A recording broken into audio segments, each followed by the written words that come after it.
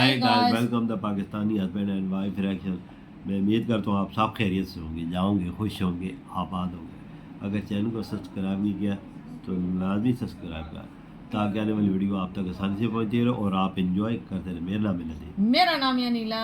यार आज दो इंडिया की सबसे बड़ी कंपनी है, टाटा का नाम सुना हुआ है? बिल्कुल और महिंद्रा का नहीं, महिंद्रा का नाम नहीं सुना। ये इंडिया की शान है ना, गाड़ियाँ बनाती है। अच्छा, देखते हैं ये इनका स्टोरी क्या है और इन्होंने योगदान क्या क्या इंडिया के लिए दिया है और क्या क्या बनाया है इंडिया के लिए। चले देखते हैं, पता चलेगा। ठीक है, काउंट डाउन करते हैं 1 2 3 स्टार्ट।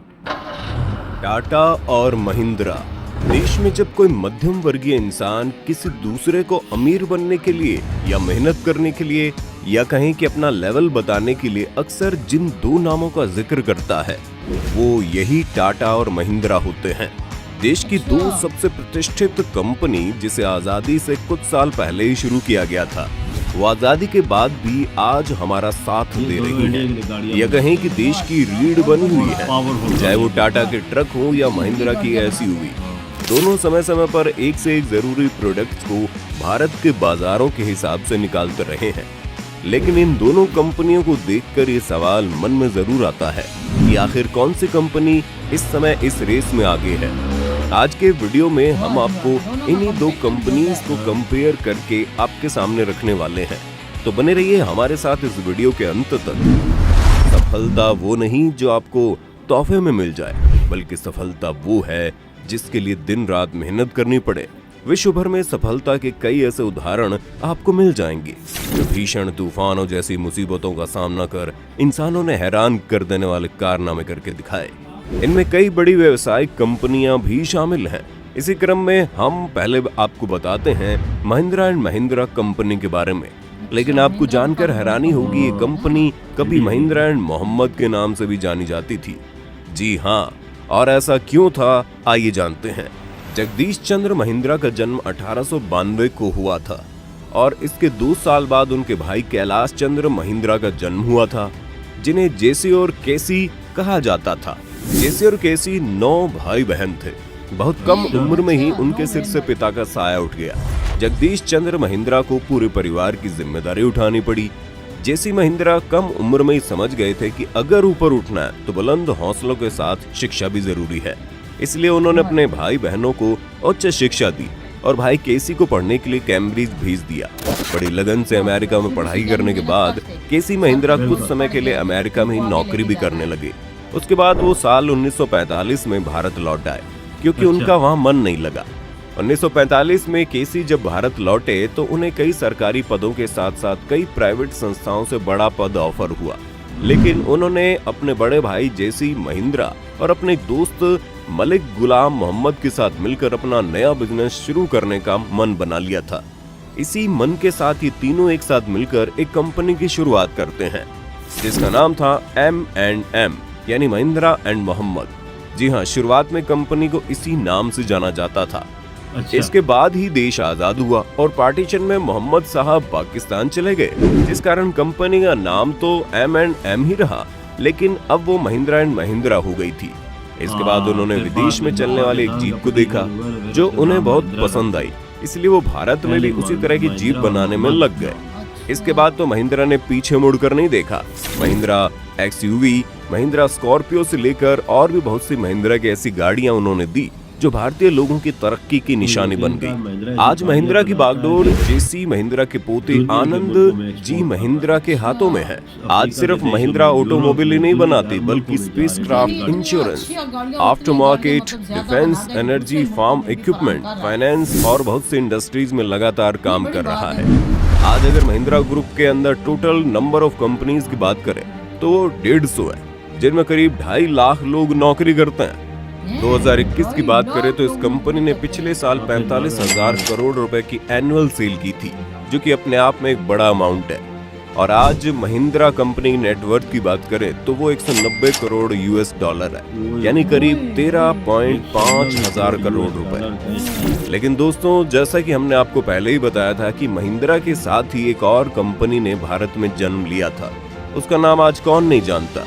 जी हाँ, हम बात कर रहे हैं टाटा मोटर्स की, जो कि टाटा ग्रुप की एक बहुत बड़ी कंपनी है। जिसकी शुरुआत इसी साल हुई जिस साल महिंद्रा की शुरुआत हुई थी। लेकिन टाटा उस समय महिंद्रा की तरह छोटे ऑटोमोबाइल की जगह बड़े बड़े लोकोमोटिव इंजन बनाने वाली कंपनी थी। लेकिन महिंद्रा को देखकर या कहें कि आजादी के बाद देश में बढ़ती ऑटोमोबाइल कार और गाड़ियों की मांग को देखते हुए टाटा भी बहुत दिनों से इससे दूर नहीं रहा और लगातार काम करते हुए उन्होंने 1954 में टाटा की पहली कमर्शियल कार का निर्माण किया। इसके बाद कंपनी इसी दिशा में काम करने में लग गई। 1988 में उन्होंने अपनी पहली पैसेंजर गाड़ी टाटा मोबाइल निकाली जो काफी हिट साबित हुई और उसके बाद उन्होंने 1991 में टाटा सियारा लॉन्च की। लेकिन अभी भी टाटा जीप की तरह ये लोगों के पास तक नहीं पहुंच पाई थी। इसलिए 1998 में उन्होंने पहली बार पूरी तरह से इंडिया में बनी एक कार को लॉन्च किया जिसका नाम सबने सुना ही होगा और अब शायद भूल भी रहे होंगे। जी हाँ, हम बात कर रहे हैं टाटा इंडिका की, जिसने अपने आने के साथ ही मार्केट में खलबली मचा दी। इसके बाद Tata Indigo, Tata safari, Tata Sumo और दुनिया की सबसे सस्ती कार टाटा नैनो जैसी गाड़ियां निकली। आज वही टाटा मोटर्स इंडिया की सबसे सेफ कारों को बनाकर मार्केट में लाने में लगी है, जैसे टाटा जेस्ट। इसके अलावा टाटा ने 2008 में विश्व मंदी के कारण लगभग बंद होने वाली जगुआर और लैंड रोवर जैसी विदेशी कंपनीज को भी खरीद कर उन्हें टाटा मोटर्स का हिस्सा बनाया। आज अगर टाटा मोटर्स की बात करें तो भारत में लगभग हर भारतीय का विश्वास जीतने में सफल रही है। टाटा कंपनी ने 2021 में 61,378 करोड़ रुपए की सालाना बिक्री करके अपने ही पिछले साल के रिकॉर्ड में 14.4% की बढ़ोतरी की है, जो कि महिंद्रा ग्रुप के टोटल सेल से करीब 15,000 करोड़ ज्यादा है। इसके साथ ही टाटा मोटर्स ने करीब 241,000 कमर्शियल गाड़ियों को 2021 में पूरे भारत में बेचा। ये तो हो गई इनकी शुरुआत की कहानी। आइए अब इसके बेसिस पर दोनों कंपनियों के बारे में कुछ और कंपैरिजन देखते हैं। अगर टाटा मोटर्स के मालिक की बात करें तो टाटा मोटर्स को टाटा ग्रुप की तरफ से चलाया जाता है, यानी कि वही इस कंपनी की पेरेंट कंपनी है, जिसकी नेटवर्थ लगभग 110 अरब यूएस डॉलर है, जो कि महिंद्रा ग्रुप से कहीं ज्यादा है। इस तरह से आप समझने की कोशिश करें कि चाहे वो नेट सेल अमाउंट हो या नेट व्हीकल की बिक्री हो, टाटा ने इस मामले में बाजी मार ली है। लेकिन अगर महिंद्रा की बात करें तो उनकी कार बोलेरो ने एक साल में करीब 53,000 यूनिट सेल कर दी है। अब अगर बिजनेस से अलग हटकर परफॉर्मेंस की बात करें तो महिंद्रा की एसयूवी कारें जैसे बोलेरो, स्कॉर्पियो, एक्सयूवी, टीयूवी, ये सब आज के समय में टाटा की एसयूवी को पीछे छोड़ती हुई नजर आती हैं। महिंद्रा की बोलेरो आज ग्रामीण भारत में बहुत बेहतर ढंग से परफॉर्म कर रही है, लेकिन टाटा की कार अगर देखें तो वो बहुत ज्यादा शहरी लोगों के लिए रह गई है। टाटा की लगभग एसयूवी अब मार्केट में उतना अच्छा परफॉर्म नहीं कर पा रही है जो आज से एक दशक पहले करती थी। इसके अलावा और भी बहुत सी बातें हैं जिनमें दोनों कंपनियां एक दूसरे से बेहतर नजर आती हैं, लेकिन बतौर भारत की तरक्की की नजर से देखें तो आजादी के बाद इन दो कंपनियों ने देश को एक रफ्तार जरूर दी है। आपको क्या लगता है, टाटा और महिंद्रा में कौन है ज्यादा बेहतर? हमें कमेंट करके बताइए। साथ ही इस वीडियो खत्म देखा जी भाई, ये दो बड़ी कंपनियां ना, टाटा जी और महिंद्रा। ये दो बढ़िया कार बड़ी बनाने वाली बहुत बड़ी फैक्ट्री है भाई, जिसमें टाटा जी ट्रक भी बनाते हैं। अच्छा, ट्रक भी बनाते हैं और महिंद्रा भी ट्रक बनाती है। अच्छा, तो यकीन करके अपनी फौज को भी देते हैं ट्रक। वाह जी वाह। तकबन्ना भी करने फौज के पास जो ट्रक है सारे वो महिंद्रा के हैं या टाटा जी के। अच्छा, इतने मतलब बड़े बड़े ट्रक बनाते हैं और गाड़ियां जितनी बनाते हैं टाटा जी और महिंद्रा, उसका तो नाम ही नहीं है ना। जब से इंडिया बना है ना, तो यकीन करके नहीं पीछे मुड़ के नहीं देखा। शुरुआत में इन्हें तकलीफों का सामना करना पड़ा है, बड़े आखिर में इन्हें कामयाबियाँ मिलती गई हैं। आज वो इस मकाम पे पहुंच गए तकरीबन ना भी करने दुनिया के बहुत सारे देशों में एक्सपोर्ट भी अपनी गाड़ियां कर रहे हैं और रिजर्व भी यार अपने देश को भी पूरा कर रहे हैं और दूसरे देशों को भी दे रहे हैं। फिर अंदाजा लगा सकती है कि ये कितनी बड़ी फैक्ट्री है। बहुत बड़ी फैक्ट्रियां हैं भाई, तो बहुत बड़ी कंपनियां हैं। मैं कहती हूँ, मैंने अभी वीडियो देखी तो दोनों कंपनियां एक से बढ़ के एक है, मतलब दोनों का मुकाबला कोई मतलब पूरी दुनिया नहीं कर सकती। इतनी गाड़ियां बना के अपने मुल्क को भी दे रहे हैं और दूसरे मुल्कों को भी। लेकिन वही बात आ जाती है, इसी तरह मुल्क तरक्की करते हैं, इसी तरह अपना मुल्क उनका इंडिया आगे निकल रहा है, इसी बढ़ रहा है कि वहाँ मतलब गाड़ियों की कंपनियां हैं, गाड़ियां मतलब इतनी अच्छी एक से बढ़ के एक बना रहे हैं, ट्रक बना रहे हैं, वो मतलब फौज को भी फराहम कर रहे हैं और अपने मुल्क में भी ये चीज़ें फराहम दे रहे हैं। इसी तरह ये मतलब इस तरह मतलब ये कंपनियां आगे निकलती हैं, फिर दुनिया में ये तरक्की होती है।